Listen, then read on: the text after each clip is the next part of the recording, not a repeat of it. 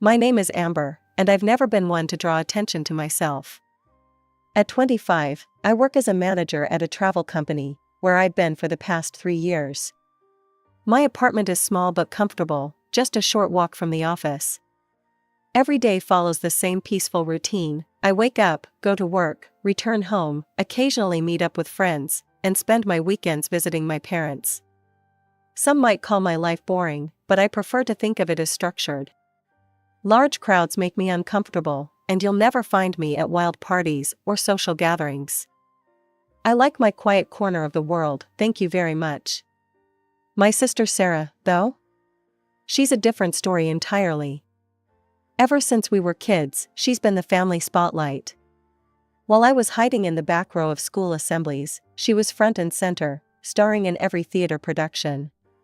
When I was quietly doing my homework, she was running for class president, and winning, of course. "Sarah, darling, you were amazing in the school play," Mom would gush, then turn to me with that familiar look of disappointment. "Amber, why don't you try out next time? It would be good for you to get involved like your sister." I'd just shrug and retreat to my room, knowing they'd never understand that I was perfectly content being myself. But the comparisons never stopped. Every achievement of mine stood in Sarah's shadow, measured against her flashier successes. When we got to college, Sarah took it to another level. While technically studying to become a teacher, she started modeling on the side. By our second year, she was walking runways and appearing in local fashion magazines. After graduation, she didn't even bother with teaching, the modeling career had already taken off.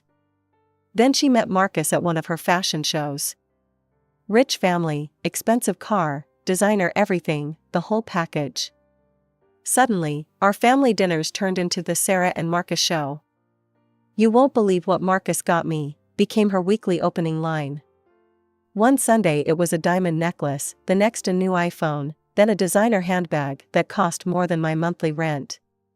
"Oh, and his family has the most amazing summer house," she'd gush, while Mom and Dad hung on every word. "They're taking me there next weekend. His mother comes from old money, you know." I sat quietly through these performances, pushing peas around my plate and trying to fade into the background. Last week, I got my first promotion at work, senior manager, with a nice raise and everything. I tried to share the news one time, but they always preferred to hear about Sarah's successes rather than mine.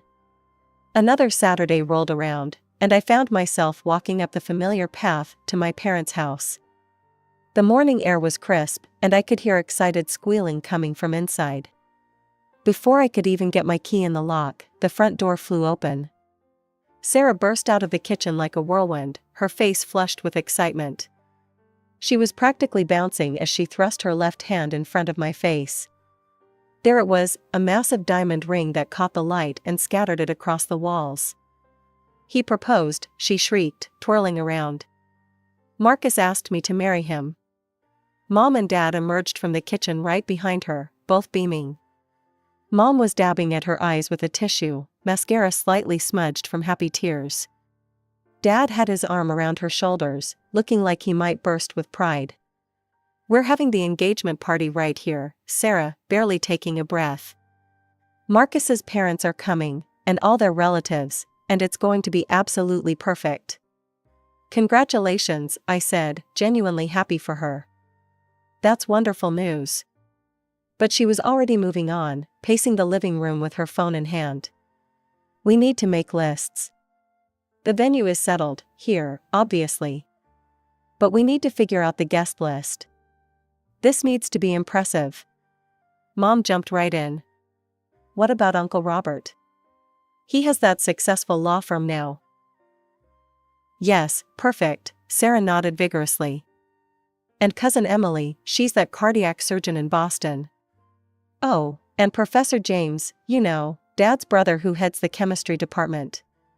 They huddled around the coffee table, scribbling names on a notepad. I stood awkwardly by the door, still holding my purse, feeling like a piece of furniture they were working around.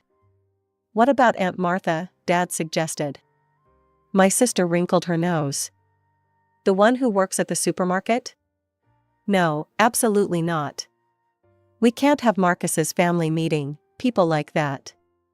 This needs to be exclusive. Only successful relatives. They continued down the list, systematically excluding anyone who didn't meet their standards of success.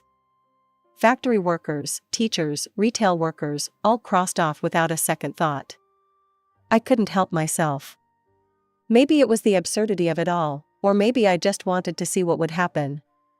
I let out a small laugh and said, "Well, I guess I shouldn't expect an invitation then.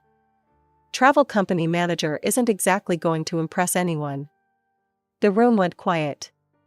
Sarah looked up from her list, her perfectly manicured eyebrows drawing together in annoyance. She stared at me for a long moment, like she was just remembering I existed.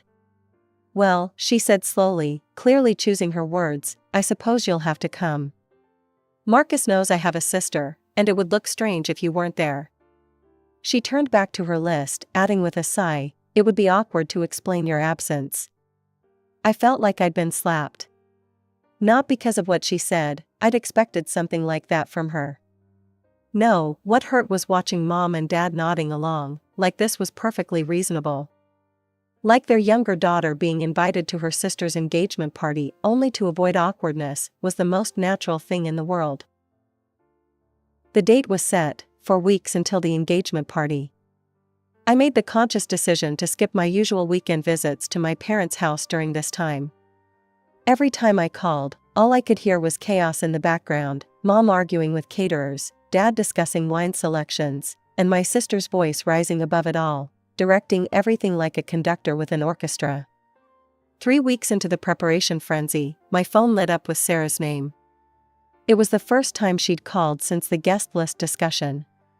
"Hello?" I answered, wondering what criticism was coming my way this time. "Finally got my dress today," she announced without even a greeting. $5,000, custom made. Marcus's mother came with me to the boutique.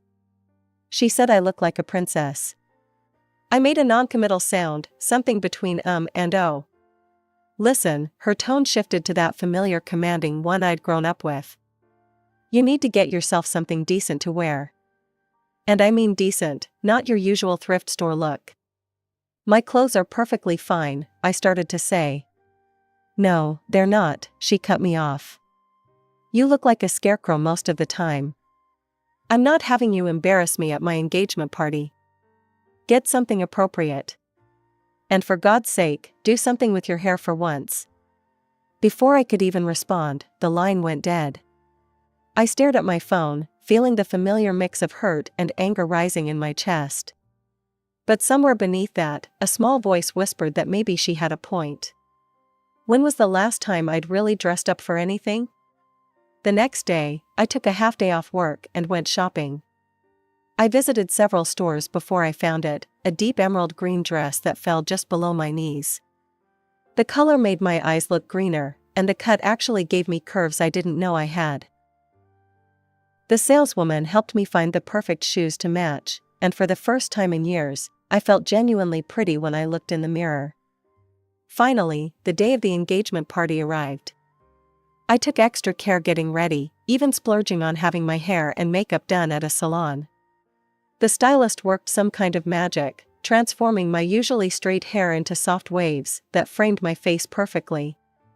When I arrived at my parents' house, the place was transformed.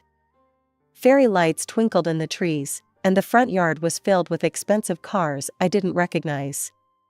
Inside, the house was packed with people in designer clothes, all talking and laughing over the sound of classical music playing softly in the background. I scanned the crowd, looking for familiar faces. Most of the guests were clearly from Marcus's side, I could tell by their confident postures and expensive watches. Of our family, I only spotted Uncle Robert, who'd recently expanded his law firm to 3 states, and my cousins Michael and Rachel, the cardiac surgeon and the professor. They were huddled near the chocolate fountain, looking like they'd rather be anywhere else. Then Sarah made her grand entrance. She floated down the stairs in a dress that probably cost more than my car, all flowing white silk and delicate lace. But when she spotted me, her perfectly made-up face twisted into a grimace. She made a beeline straight for me, her heels clicking against the hardwood floor. Seriously? She hissed through clenched teeth, looking me up and down. That's what you chose to wear. You look like you're going to a mall, not an engagement party.